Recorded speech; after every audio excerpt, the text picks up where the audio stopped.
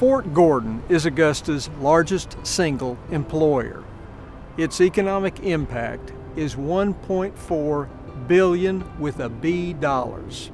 The new Cyber Command offers even more opportunities. But what if we lost it? Well, you know what? We almost did.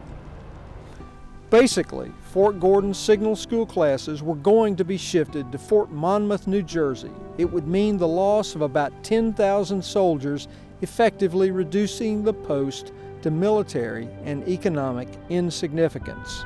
But it didn't happen because of Carl E. Sanders, who passed away recently. He rose to the occasion like no hero his hometown had ever seen. If Sanders hadn't acted, the fort was finished. Former Congressman Doug Bernard said so. The official order had been received, he recalled years later.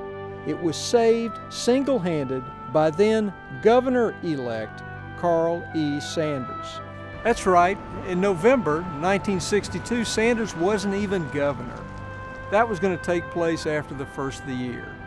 But Sanders knew President John Kennedy. In fact, a lot of people said he reminded them of John Kennedy.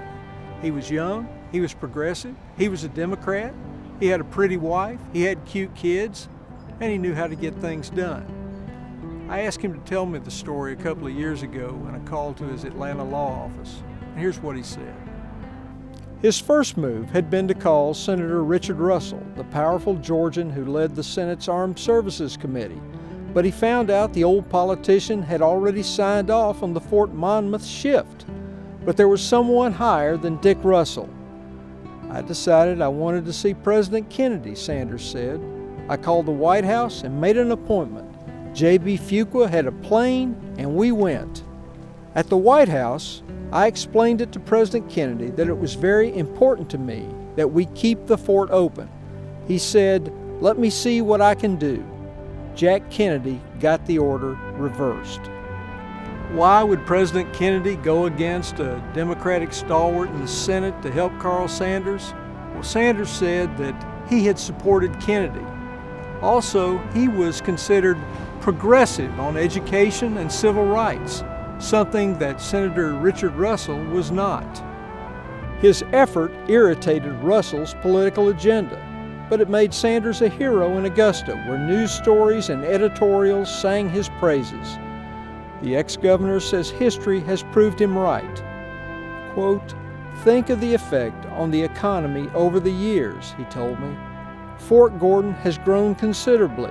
Today, it's just so important." So was Carl Sanders. A former student leader and star athlete at Richmond Academy, a football player at the University of Georgia, a World War II veteran and bomber pilot, an attorney who started his own international law firm in Atlanta, where he lived in the former home of another Augusta hero, Bobby Jones. A member of the Georgia House, the Georgia Senate, and the last Augustan to make it to the governor's mansion. Many achievements, but perhaps the best, for Augusta at least, was saving Fort Gordon.